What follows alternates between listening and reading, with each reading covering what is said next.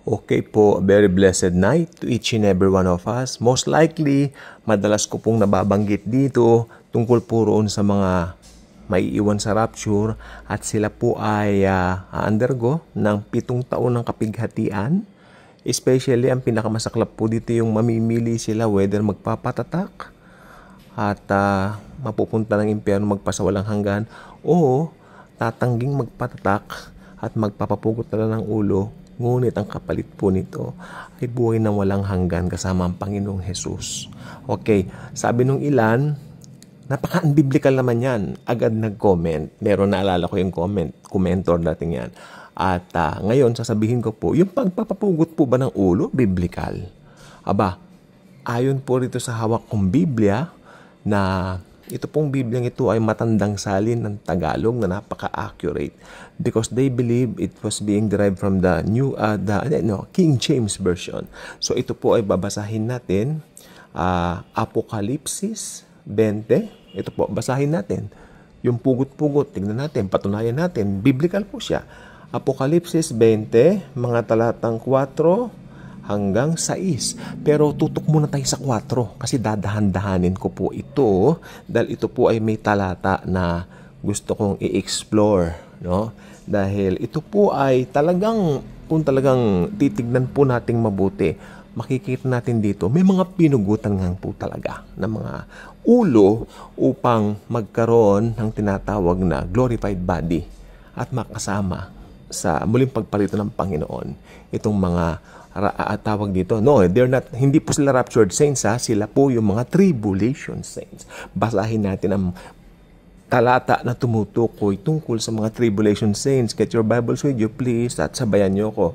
Apokalipsis 20, Tagalog pong gagamitin kong Biblia. 4 muna po tayo. 4 po tayo. Okay, ito. At nakakita ako ng mga luklukan at may mga nagsisiluklok sa mga ito. Sila'y pinagkalooban ng paghatol at nakita ko ang mga kaluluwa ng mga pinugutan ng ulo dahil sa patutuo ni Jesus at dahil sa salita ng Diyos at ang mga hindi sumamba sa hayop, ayan sila, o sa kanyang larawan man at hindi, makinig, at hindi tumanggap ng tanda sa kanilang noo at sa kanilang kamay. So, may tendency pala, no? Noo at kamay yung magiging pwesto ng pagtatatak. Although wala na tayo rito, na-rapture na ho tayo. But, you know what? Mayroong clue ang Bible sa atin. Hindi lang clue, binanggit o lantaran. At sila'y nangabuhay at nagsipagharing kasama ni Kristo sa loob ng 1,000 taon. Sabi ko po, sa 4 muna po tayo. O, ito po. Maliwanag po kay liwaliwanag din Nakalagay po dito, sabi dito at nakita ko rin ang mga kaluluwa ng mga pinugutan ng ulo dahil sa patutuo ni Jesus at dahil sa salita ng Diyos.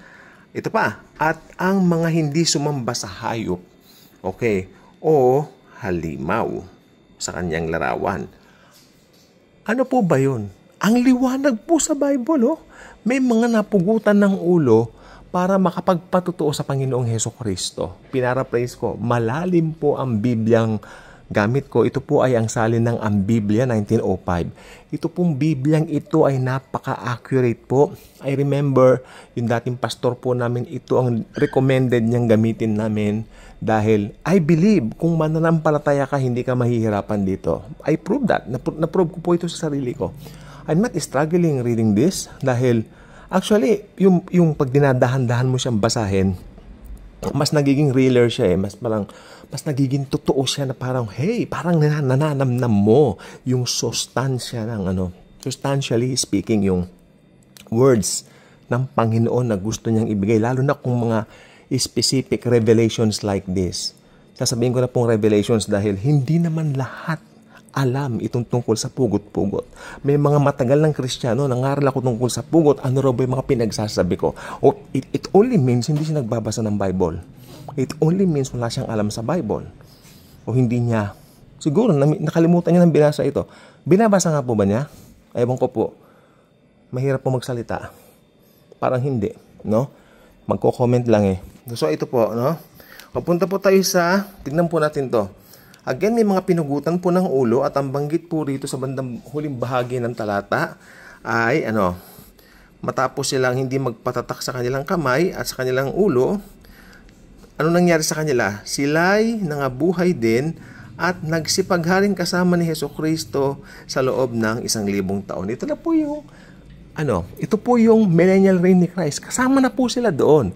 Kasama tayo sa millennial reign ni Christ. Kasama rin po sila. So, sa makatuwid, pagdating ni Jesus sa second coming, kasama na rin po pala sila. Ano po? No? Ganyan po kabait ang Panginoon. Although kumpara sa ating mga naligtas sa church age, ang hirap po ng paraan for them in order to be saved dahil sariling dugo nila ang idadanak. Walang pagbububo ng dugo, there's no salvation. The Bible is very clear and specific on that regard. Kaya ito po ay biblical po. Ano po? Hindi po ito invento, nasa Bible po. Kunin niyo yung mga Bible niyo at basahin ninyo dahil isa po magandang katangian that we are always studying His Word, especially Apocalypse, Revelation nowadays. No? Alam niyo na ibig ko sabihin. Sabi ng iba, nang-hype tayo. Kung nang-hype tayo, aaminin na po natin, lagi po natin silang hina-hype. Oo, ako po nang-hype ako. Hina-hype ko ang mga tao kay Jesus araw-araw. Hina-hype ko ang mga tao kay Jesus araw-araw. Hindi lang po dahil may September 23, blah, blah, blah, chu-chu-chu. Hindi. Araw-araw. Matagal na kami nag-Bible study, nang-hype na kami kay Jesus. Okay, puntahan na natin itong 5. Ay, ito po, kung kinakailangan pong isulat nyo, isulat po nyo, no? Itong 5. Wait lang po. 5. Ang mga iba sa mga patay ay hindi nangabuhay. Makinig. Hanggang sa naganap ang 1,000 taon. Ito ang unang pagkabuhay na magmuli. Yung 5 po, may mga patay na hindi nabuhay. Mga unbelievers yan. Opo. Ito yung mga unbelievers. Siguro ito yung mga namatay sa, alam nyo, namatay sa tribulation and all that. Pero may nakatakda po silang Tignan mo, sabi ng Bible dito po, Sabi po ng Bible dito, ulitin ko yung 5, po? Ang mga iba sa mga patay ay hindi nangabuhay hanggang sa naganap ang 1,000 taon. Right after the 1,000 year of Christ, millennial reign, bubuhayin pala sila. White throne judgment po yun. Delikado po yun dahil yun po ay paghatol na sa kanila. Ito ang unang pagkabuhay na mag-uli. Sabi rito sa 6, mapalad at banal ang makalakip sa unang pagkabuhay na magbuli.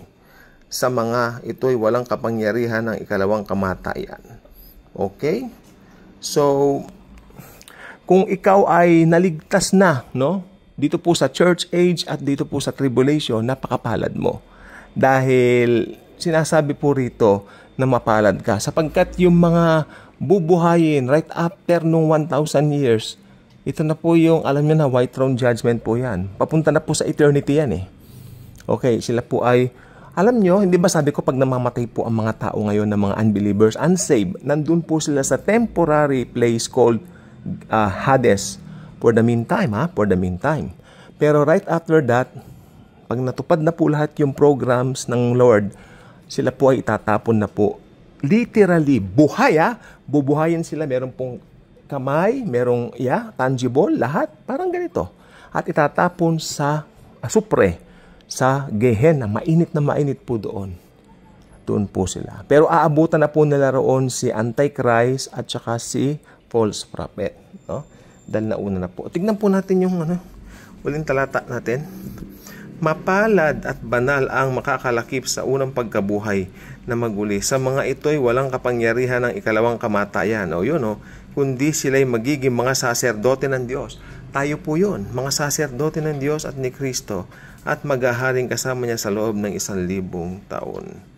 Okay? So, ganun po pala yun, So, yes, ito po yun. So, yung mga na-rapture po, iba yung pagkabuhay natin, iba yung sa atin, kasi we are being raptured. Itong mga ito naman, iba naman ang paraan ng pagka-save ng mga tribulation saints dahil sila po ay, tawag dito, nagsakripisyo ng sariling dugo nila. Pero, yun lang po talaga ang paraan during that time. Kaya ako naniniwala po ako, Yung mga nagsasabi, ay wala nang grace sa tribulation. That's wrong. You're wrong. My grace. Hindi na wala ang grace. Alam mo kung bakit? Kasi kung walang grace, edi sana hindi na pinayagan ng Diyos na magkaroon pa sila ng chance na maligtas sa tribulation. Laging may grace si Jesus.